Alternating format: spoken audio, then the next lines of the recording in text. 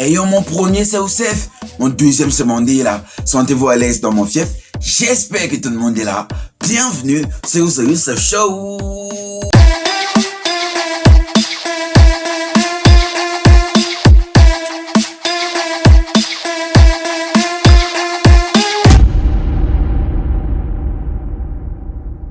Salut à tous et bienvenue dans The Youssef Show, l'émission où on démontre les idées reçues, où on démontre les cartes même si elles sont fausses et où on remet un peu de vérité dans la machine. Aujourd'hui, on va parler d'un truc que tu vois tous les jours, peut-être même sans t'en rendre compte, la carte du monde. Ouais, ce bon vieux planisphère accroché dans ta salle de classe, ton bureau ou même sur ton fond d'écran. Mais ce que tu ne sais peut-être pas, c'est que cette carte te ment. Oui, tu m'as bien entendu. La carte qu'on t'a toujours montrée est une illusion géographique. Et devine qui est la principale victime? L'Afrique, bien sûr. Faisons un petit voyage dans le temps. Nous sommes au XVIe siècle et un cartographe flamand du nom de Gerardus Mercator crée une carte pour aider les navigateurs européens à tracer leur route maritime. Le gars n'était pas mal intentionné à la base, il voulait juste que les marins évitent de se perdre au milieu de l'océan. Mais pour rendre les directions plus faciles à lire, il a dû étirer les continents au fur et à mesure qu'ils s'approchaient des pôles. Résultat, les pays proches de l'Europe et de l'Amérique du Nord se sont retrouvés énormément agrandis, tandis que ceux du Sud, notamment en Afrique, ont été rétrécis comme peau de chagrin. Un exemple, sur la carte de Mercator, le Groenland semble presque aussi grand que l'Afrique. Sauf qu'en réalité, l'Afrique est 14 fois plus grande que le Groenland. Oui, 14 fois. C'est comme comparer un éléphant et un chaton et dire qu'ils ont la même taille.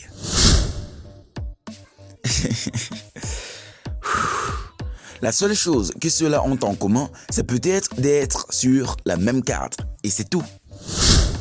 Alors là, tu te diras peut-être, c'est juste une carte Youssef, pas de quoi faire tout un débat.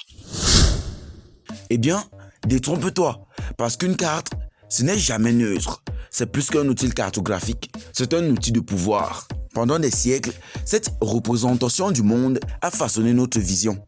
L'Europe en haut, grande, dominante, et l'Afrique en bas, petite et sous-développée entre guillemets. Tu vois le message subliminal? Ce n'est pas juste une question de géométrie, c'est une question de géopolitique. Et cette perception a eu un impact énorme dans les manuels scolaires, dans les médias, dans la tête de tout le monde. Les pays africains ont été perçus comme petits, marginaux, secondaires, alors qu'en réalité, l'Afrique, c'est un continent gigantesque, riche, divers et central dans l'histoire de l'humanité. Un continent où vivent plus d'1 milliard de personnes, avec une superficie qui pourrait contenir les États-Unis, la Chine, l'Inde et toute l'Europe en même temps. Oui, tout ça dans l'Afrique. Mais sur ta carte de classe, on aurait dit un caillou. What? Heureusement, tout le monde n'a pas avalé la pilule Mercator. Des scientifiques, des enseignants, des artistes ont décidé de remettre les continents à leur vraie taille. En 1973, le géographe allemand Arno Peters propose la projection de Gold-Peters, une carte où chaque pays garde sa vraie superficie principale et proportionnelle. Résultat, l'Afrique reprend enfin sa véritable grandeur. Et surprise, elle occupe presque tout le centre du monde. Ouais, tout le centre du monde. En Afrique même, plusieurs initiatives veulent rééduquer le regard. Des plateformes comme The True Size Of permettent de comparer les pays à taille réelle.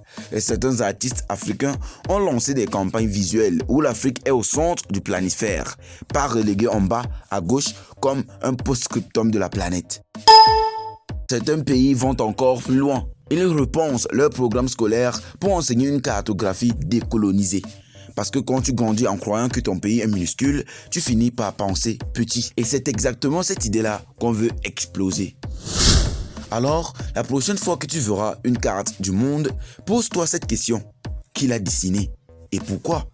Parce que la géographie, ce n'est pas simplement une science de l'espace. C'est aussi une histoire de pouvoir, de perception et de narration. Ce que tu vois n'est pas toujours la réalité, mais souvent une version arrangée pour servir certains intérêts. Et comprendre ça, c'est déjà commencer à reprendre le contrôle de ta vision du monde. Alors, la prochaine fois que tu verras la carte, regarde au-delà des contours. Vois la vérité qu'on t'a repâtissée. Et souviens-toi, l'Afrique n'est pas petite, c'est la carte qui l'est. Merci d'avoir regardé cet épisode de The Rousseff Show jusqu'ici. Si tu as appris quelque chose, n'hésite pas de nous laisser tes impressions en commentaire, like la vidéo et surtout abonne-toi pour ne rien rater de nos prochaines apparitions. Merci d'avoir regardé, à très bientôt pour un nouvel épisode.